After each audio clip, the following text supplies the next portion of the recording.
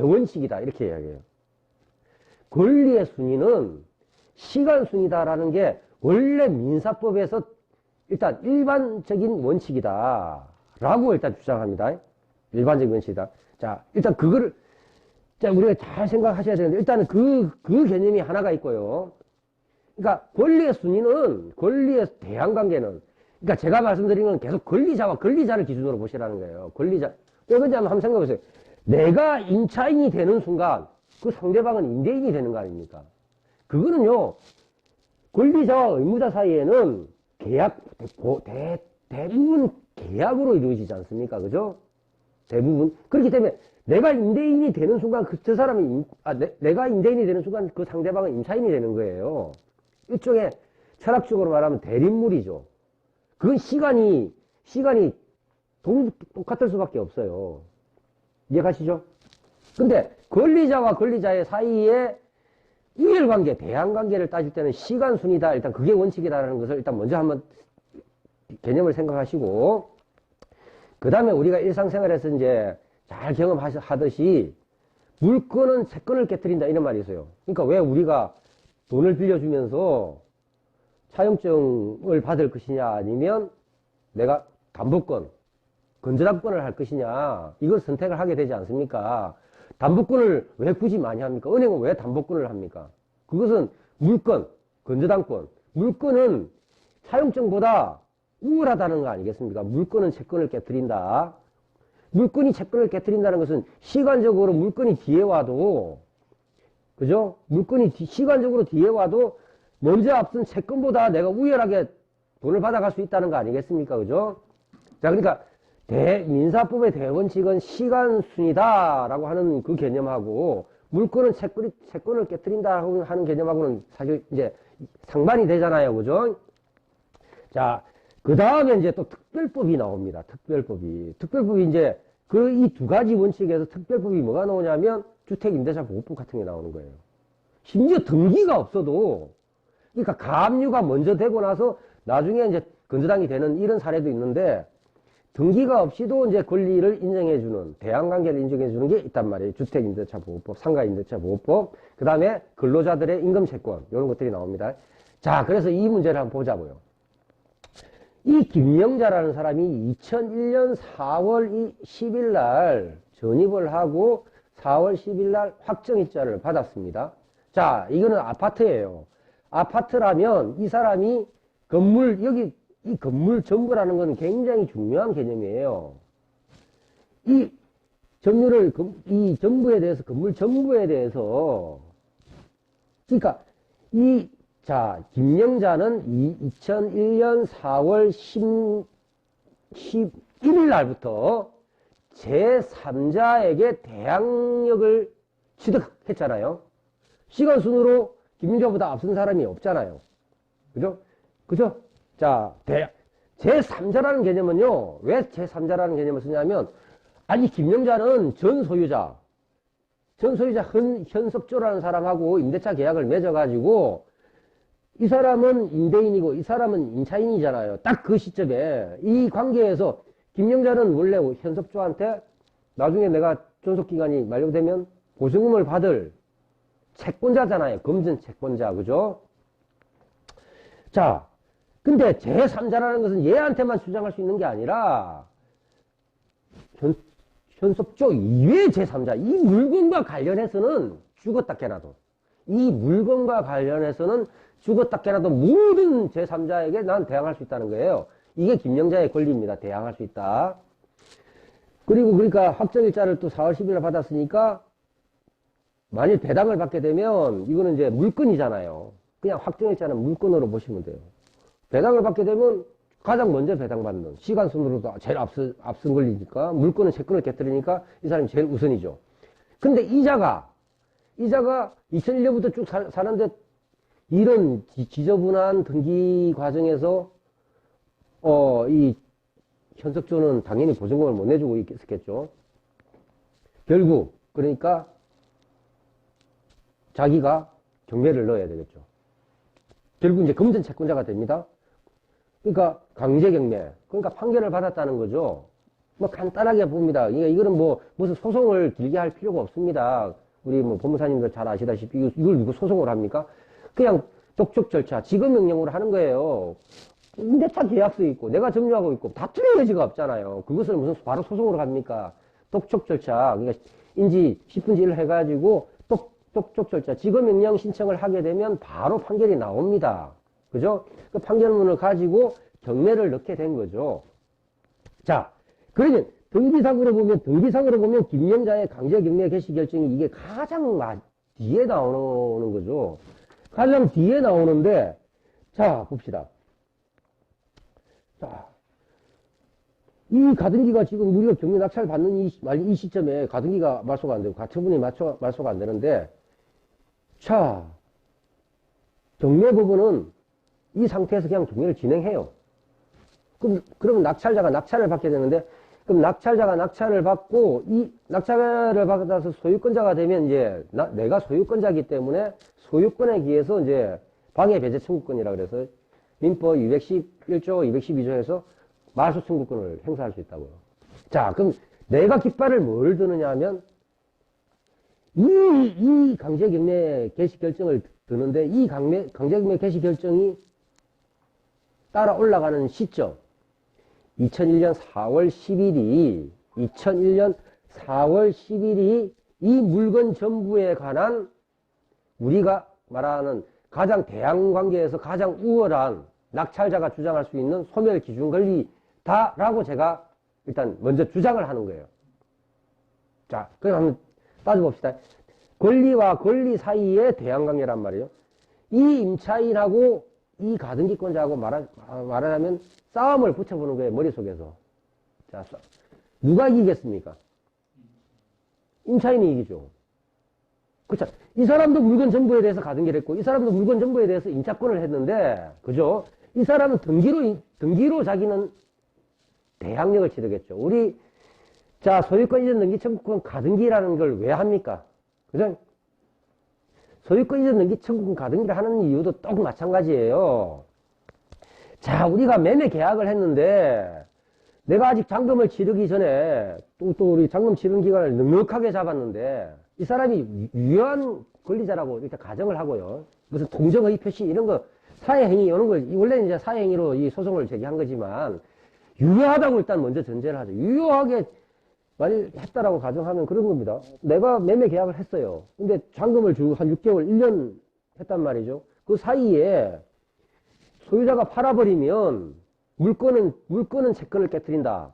나는 그 사람한테 소유권 이전 등기 청구권이라고 하는 채권을 가지고 있는데 소유권이 넘어가 버리면 그 새로 소유권 한 사람한테 나는 청구를 할 수가 없잖아요. 그죠? 그러니까 이 가등기, 내가 가지고 있는 소유권 이전 등기 청구권이라고 하는 채권을 매도인 말고 제3자에게 대항하기 위해서 하는 등기가 가등기거든요. 됐습니까? 이 가등기라는 것, 소유권 이전 등기 청구권의 가등기의 목적 자체가 뭐냐 하면 대항력을 취득하기 위한 등기라는 거예요. 대항력을 취득하기 위한 거고 제3자에게 대항할 수 있는, 그래서 이런 등기를 뭐라고 그러냐면 대항요건의 등기라고 하는 거예요. 대항요건의 등기. 그러니까 이런 등기나 김영자가 전입을 하고 주민등록 전입을 하고 점유를 하는 이 우리 주택임대차보호법상의 대항요건 취득의 그 행위 있지 않습니까? 똑같은 거라는 거예요. 똑같은 거. 그래서 원래 이 주택임대차보호법을 해석을 한 건 뭐냐면 원래 그 민법에도 그 임차권에 대한 등기 조항이 있는데 그리고 청구권 있는데 우리가 그동안 역사 속에서 그 임대인은 항상 우월적이어서 임차권 등기를 안 해주니까 나중에 우리 역사적으로 나중에 주택임대차보호법을 만들어가지고 등기에 가름하여 이렇게 돼 있거든요. 등기하고 똑같은 기능을 주는데 등기를 임대인이 안 해주니까 등기에 가름하여 간이하게 주민등록하고 점유를 하면 이걸 공시방법으로 외부에 드러내는 공시방법으로 대항력을 취득하는 공시방법으로 인정해주겠다. 이게 주택임대차보호법이라는 거예요. 이게 예외죠, 사실은. 예외긴 한데 기능은 똑같다는 거예요. 그러니까 이 가등기권자와 이 임차권자는 사실 똑같은 채권자예요. 한 사람은 임차권이라는 채권, 임차권이라는 채권에서 금전으로 넘어가게 되면 나중에 보증금 반환 채권자가 될 것이고, 이 사람은 특정물인 소유권 이전 등기 청구권이라는 채권자인데 제3자에게 대항하기 위해서 가등기란 똑같은 채권자인데 원리는 시간순이라는 거예요. 그래서 이 대항력을 먼저 취득한 이 사람에게 가등기권자는 대항할 수가 없다는 거죠. 그래서 우리가 역사적으로 만일 역사적으로 그냥 올라와가지고 딱 이것만 있는 상태에서 한번 생각해 보시자고. 이 가등기권자가 본등기를 하게 된다? 그러면 이거 인수해야 되잖아요. 그죠? 그렇지 않습니까? 인수하게 돼도 얘가 돈 달라 하는데 얘가 만일 돈 안 줘. 그럼 또 길러넣었을 거 아닙니까? 역사적으로 그렇게 되는 거예요. 이건 아주 쉬운 거예요. 그죠? 역사적으로 그렇게 됐을 거 아닙니까? 그런데 이렇게 지저분하게 되어 있는 상태에서 이 사람이 경매를 넣었잖아요. 경매를 게다가 넣었어.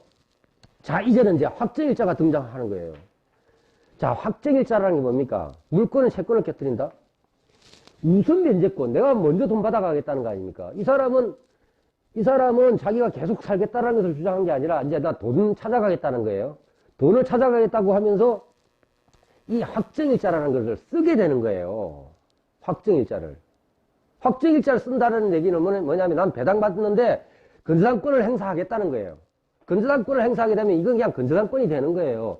자, 그러면 우리가 그 담보물권의 건저당권인 담보권이라고 하는 것은 우선 변제권이라는 것을 존재한다라고 이야기한단 말이에요. 그 우선 변제권이라는 게 뭐냐 이거예요. 우선 변제권이라는 것이 뭐냐 하면 말하자면 금전상의 이혈관계에서 제3자에 대한 대항관계예요. 금전상의 배당관계에 있어서 금전상의 배당관계에서의 제3자와 그러니까 특히 권리자와의 관계에 있어서의 대항관계라고 내가 대항할 수 있다는 거죠. 내가 우선 받을 수 있다는 걸 주장할 수 있다는 거예요. 자, 그래서 이 우선 변제권을 행사를 하게 되면 우선 변제권이 인정이 돼야 될 거 아닙니까? 돈을 다 받아가야 돼요. 먼저 4,500만 원을 받아가야 되는데, 자 봅시다. 지금 실제로는 집행법원에서 이거 말소를 안 해줍니다. 말소 안 해주고, 이거 말소 안 해주고, 우리는 특정한 금액으로 낙찰을 받았어요. 근데, 만일 우리가 역사적으로 이 가등기권자가 우리 낙찰자한테 이겨가지고 자기가 가등기에 의해서 본등기를 하게 되면 우리가 소유권을 잃는다고 만일 가정을 해봅시다. 가정을 해보면 누가 이 물건을 예를 들어서 지금 뭐 8천인데 9천 이렇게 받겠습니까? 받을 수가 없어요. 4천, 5천에도 안 받아요. 그러면 이 우선 면제권이라는 것은 아무 쓸모가 없어요. 역사적으로 만일 이게 그런 사건이 한 번이라도 있었다라면 얘는 낙찰자한테 이길 수 있다라는 게 판례로 만일 등장했다라고 하면 역사적으로 이 김영자의 확정일자는 유명무실하게 됩니다. 왜? 한번 역사적으로 경험이 그렇게 됐잖아요. 누가 이걸 낙찰받습니까? 낙찰을 못 받아요. 낙찰을 못 받는다는 얘기는 뭐냐면 우선 면제권 자체가 의미가 없다는 얘기고, 의미가 없다는 얘기는 우리나라의 민사제도가 박살이 난다는 얘기예요. 그것은 무슨 말이냐 하면 우선 변제권이라는 것은 목을 칠 권한을 가진다는 거예요. 아까 실체법적 소멸 기준 권리라는 개념을 왜 쓰냐면 아까는 제가 깃발로 말씀드렸는데 사실은 칼이랑 칼. 낙찰자가 딱 드는 칼인데 낙찰자는 이 사람이 보유한 칼을 내가 돈을 주고 사실 사오는 거예요. 내가 대위 변제하고. 이 사람도 채무자였잖아요. 이 사람도 채무자잖아요. 이 사람을 대신해가지고 내가 돈을 갚아준 거예요. 이해가십니까? 내가 돈을 갚아줬잖아요. 내가 낙찰 대금을 주고 얘가 최고 쓸모 있는 권리니까, 최고로 대항력이 있는 권리니까 이 사람이 가지고 있는 칼을 내가 딱 들고 딱 서 있는 거예요. 자, 그럼 내 목을 칩니다. 얘한테 대항할 수 없는 사람, 목. 이거 대항할 수 있는 사람, 목. 그렇게 돼야지만 이 확정일자에 기한 이 사람이 4,500만 원을 배당을 받아갈 수가 있는 거예요. 그렇지 않다라면, 이 한 케이스에는 뭐, 우연한 어떤 사건이, 판례가 있을 수도 있겠지만요. 이게 만일 역사적인 경험으로 얘가 낙찰자한테 이길 수 있다라면, 이 확정일자는 아무 의미가 없는 거예요. 그래서, 원래 절차법적으로도 우리가 얼구에 제일 먼저 건조당권이 딱 등장을 하게 되면 그걸 이제 우리가 말소 기준 권리로 봤을 때 나머지 뒷걸 다 말소해버리지 않습니까? 대항할 수 없는 거. 그죠? 그런데 아직까지 우리나라 집행법원은 이 등기에 등장하지 않는 이 물건 전부에 대한 확정일자부 임차권을 말소 기준 권리, 그러니까 집행법원이 어떤 추상적으로 생각하는 어떤 말소와 촉탁할 수 있는 기준으로 삼고 있지를 않고 있어요. 실무적으로 않고 있다 보니까 형식상 인수 이렇게 나오는 거예요. 그러면 소송상, 제가 이제 실체법적이라고 하는 개념은 뭐냐면 소송상이라는 거예요. 소송상. 내가 이제 깃발을 딱 들고, 야, 나는 이 권리에 의해서 주장하니, 너 말소 이렇게 청구했을 때, 재판부가 어떻게 받아들일 것이냐 하는 문제에서 재판부는 이 권리에 대항하지 못하니까 말소해줘야 된다라고 판결을 내리게 된다는 거예요. 이게 이제 굉장히 좀 어려워 보이는 건데, 이런 물건이 만약 이런 하나만 이제 등장하고 더 이상 등장하지 않는다라면 이런 공부를 할 필요가 없겠죠. 근데 이게 수없이 반복이 됩니다, 지금. 수없이 반복이 돼서 등장하는 거고, 여전히 아직까지 실무적으로 집행법원에서는 인수 이렇게 나오는 거예요. 인수. 그러니까, 근데 우리는 뭡니까? 조금 번거롭긴 하지만, 많이 떨어지지 않습니까? 그죠? 중요한 건, 우리가 경매의 목적은 뭡니까? 그렇습니다. 싸게 살라고 하는 거예요. 근데, 싸게 사는 것은 두 가지가 있어요. 권리의 하자가 있는데 내가 풀 수 있는 거. 남이 발견하지 못하는 가치를 내가 발견하는 거. 결국 우리가 분석은 권리 분석과 가치 분석, 배당 분석은 약간 이제 보조적으로 이제 등장하는 것이고, 가장 큰 축은 두 개거든요. 가치에서 내가 어떤 볼 수 있는 눈이 필요한 거고, 권리 분석에서 볼 수 있는 눈이 필요한 거예요. 남은 못 푸는데 내가 풀 수 있으면, 남들은 못 들어오지만, 못 들어오지만 나는 들어가서, 또 많이 떨어진 상태에서 들어가서 내가 이 문제를 풀 수가 있다는 거죠. 그래서, 그 중에서 가장 중요한 개념이, 그래서 이제 우리가 개념을 이제 먼저 쓰자는 거죠. 이거 잘 보세요. 물건 전부에 관한 권리로서 금전적으로 환가할 수 있는 등기부상 또는 등기부 외에 법적으로 인정되는 대항력 있는 권리. 이게 절차법적, 실체법적 소멸 기준 권리라는 거예요. 제일 위에. 이건 등기부에 등장하지 않죠. 근데 이 금전으로 환가할 수 있는 거잖아요. 왜? 얘는 배당 요구했잖아요, 지금. 그러면 이 임차권은 소멸되고 배당받아면 끝나는 거잖아요. 그죠? 금전으로 환가할 수 있는 권리에 의해서 물건 전부에 관한 권리고, 얘가 대항력이 있는 권리잖아요. 대항력이. 그러니까 이것을 새로운 개념을 하나를 붙이자는 거죠. 이것을 실체법적 소멸 기준 권리. 그러면, 이게 이제, 요 개념이 딱 탑재해야, 아파트가 딱 나왔는데, 최초의 임차인이 딱 등장하는데, 그 뒤에 뭐 인수되는 가등기가 있고 막 지저분한 권리가 있어. 이 사람이 배당 요구를 했거나 경매를 신청해서, 요 권리가 있으니까 난 낙찰받아가지고 이 사람 배당 받아가고 나는 나머지를 목을 치겠구나. 라고 권리 분석을 할 수가 있다는 거죠. 그래서 이게 굉장히 큰 저는 이 경매를 한 단계 좀 더 나아갈 수 있는, 그러니까 어떤 분이 그 말소 기준 권리라는 개념을 어떤 탑재를 했는데, 저도 그냥 말소 기준 권리라는 개념을 쓰다가, 제가 경매 강의 옛날 동영상이 있어요. 쓰다가, 이 말소 기준 권리라는 개념을 써가지고는, 어려운 것을 못 풀겠구나. 그래서 개념을 다시 정립을 하자라고 해서, 이런 이제 그 집행부문에서 인정하는 이 금전으로 평가할 수 있는 최초의 권리를 절차법적 소멸 기준 권리로 보고 이렇게 등기부에서 등장하지 않더라도 내지 인정하지 않더라도 우리가 소송상 이제 깃발을 들 수 있는 칼로 들 수 있는 권리를 실체법적 소멸 기준 권리라고 하자라고 하는 이제 개념으로 이제 그 발전을 하게 됩니다. 요 개념이 조금 더 나아가면 이제 큰 파워를 발휘합니다. 그래서 약간 이론적인 것 같지만 이제 어쨌든 이게 가장 중요한 하나의 경매를 권리 분석을 시작하는 데 있어서 가장 중요한 핵심적인 개념이니까 한번 잘 탑재를 해주시고 10분 쉬고 다음 강의를 들어가겠습니다.